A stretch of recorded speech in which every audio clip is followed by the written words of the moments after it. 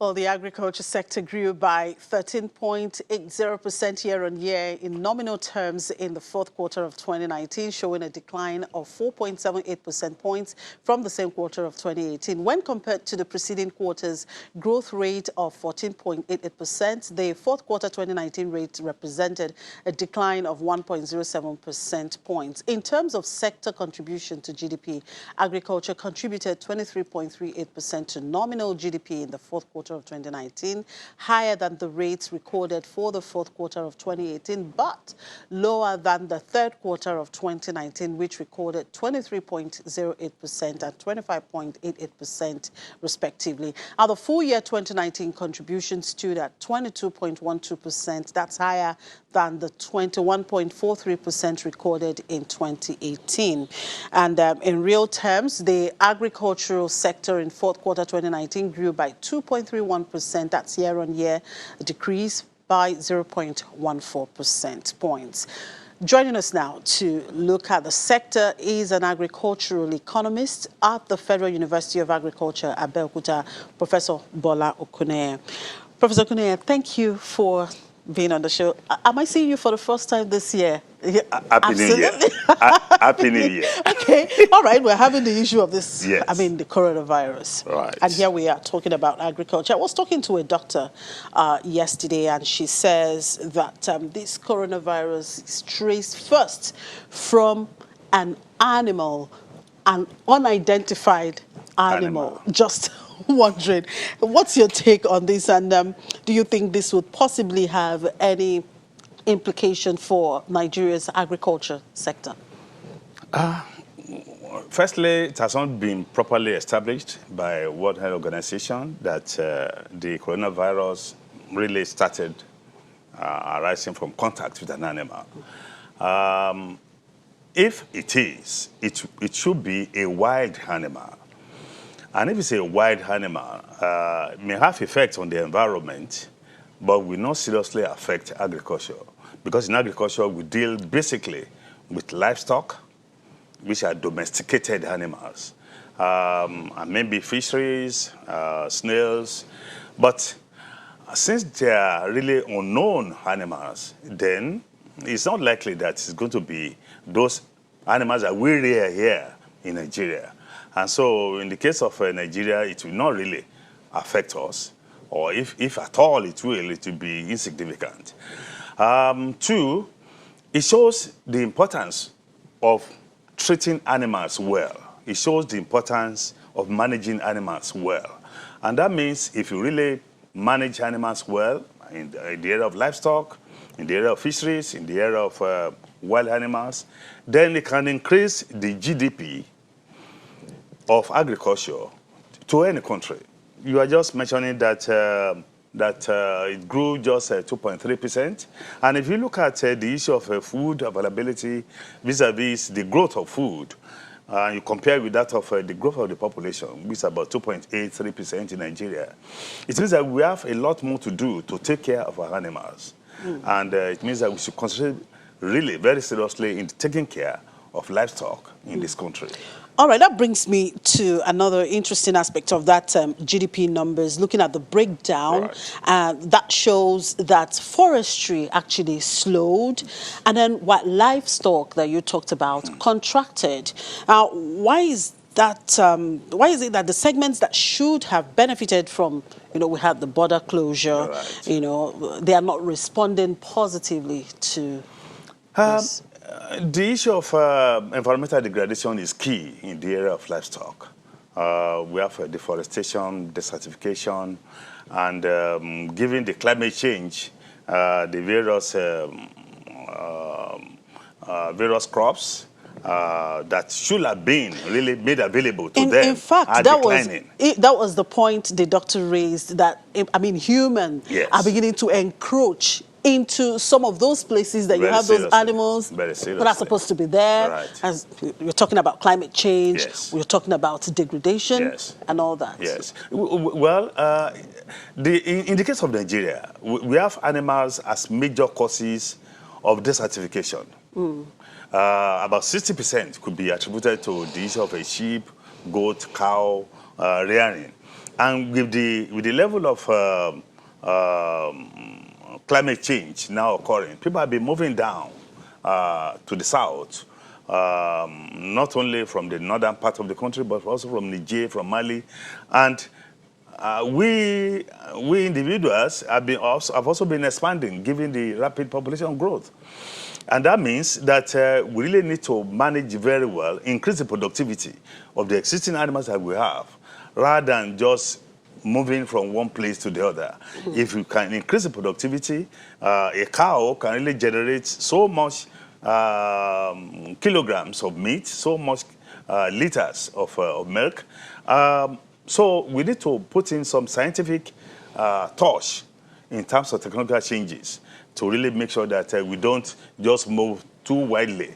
And by the time we do so, it means that the various forests are cut down. And that will then also, given loss in biodiversity, that will increase climate change within our area. Yeah. All right, still talking about livestock and the need to take care of them. Recently, we heard about Namibia exporting beef to Africa, to the U.S. Market. How much potential does Nigeria have to actually do, something like this with our cow? Well, we have we have millions of cows in this country, but they are not really properly managed, both veterinary-wise, both in terms of nutrition. Namibia has gone far. They deal in ranches. They don't deal in just moving animals from one place to the other. So except we really stabilize such rearing of cattle, such rearing of sheep and goat, that's when we can really take them outside. But now, Nigeria consumes lots of cattle, and so with the minimal rate of growth and productivity of this cattle, we are not likely going to export such to places like the US, places like developed countries, except really increase the productivity of these animals. Okay, now crop production was the major driver of the sector in that quarter. Why so? In the first place, about 75–80% of the land area that we put into agriculture are basically for cropping. Two, we rely so much more on plants, on crops, in terms of consumption.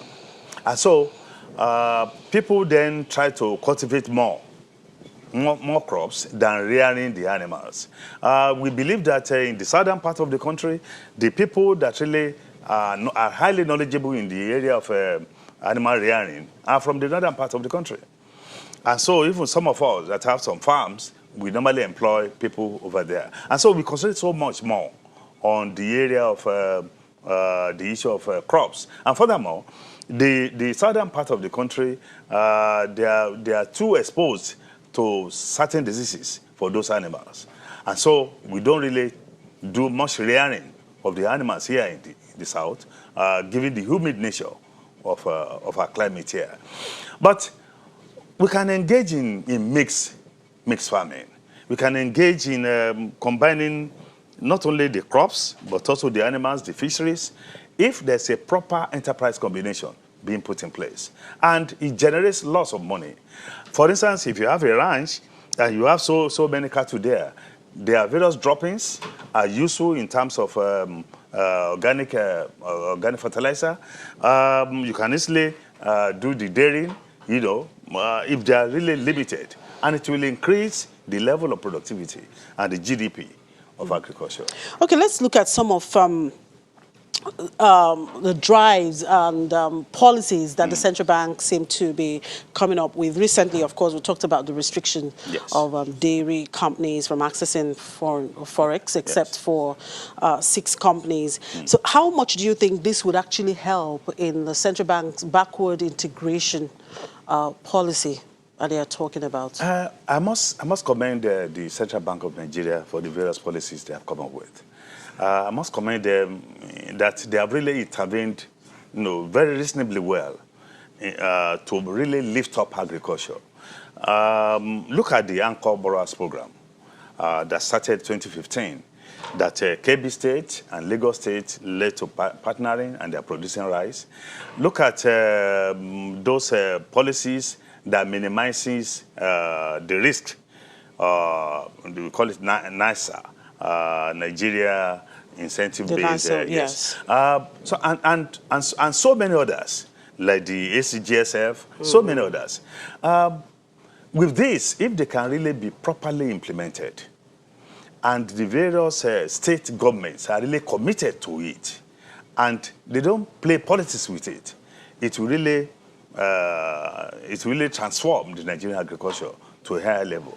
And we found out that the issue of food security, the issue of employment, particularly by the youths, can be properly solved. Okay, you talked about NASA, and of course we have the Anchor Borrowers scheme. And yes. I know you are the chairman of the Ogun State Anchor Borrowers. Yeah, how impactful would you say these incentives, have been? Let me quickly say that it encourages would-be farmers as well as the existing farmers. The basic problems of Nigerian agriculture are into four.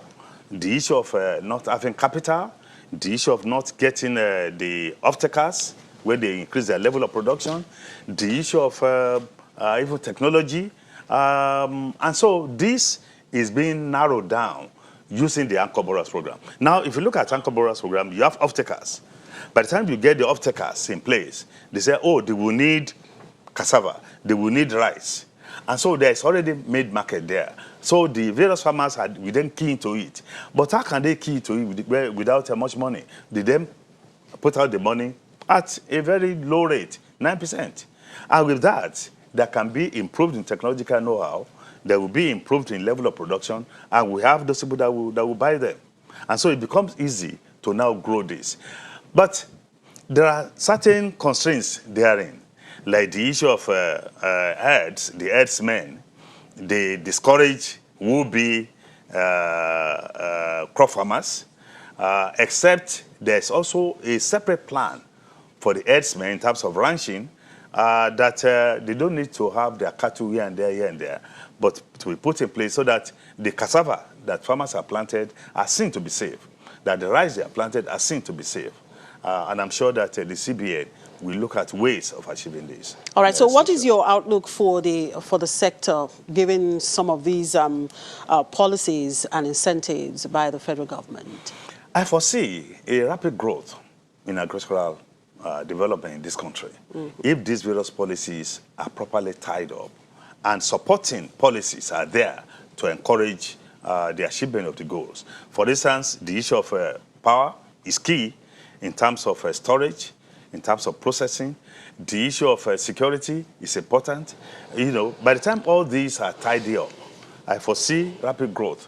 In the next 2-3 years, rapid growth in the Nigerian agriculture. All right, thank you very much for your time, Professor Okuneye. Professor Okuneye is an agricultural economist at Federal University of Agriculture, Abeokuta. We'll take a short break and we'll be back in a moment. To stay with us.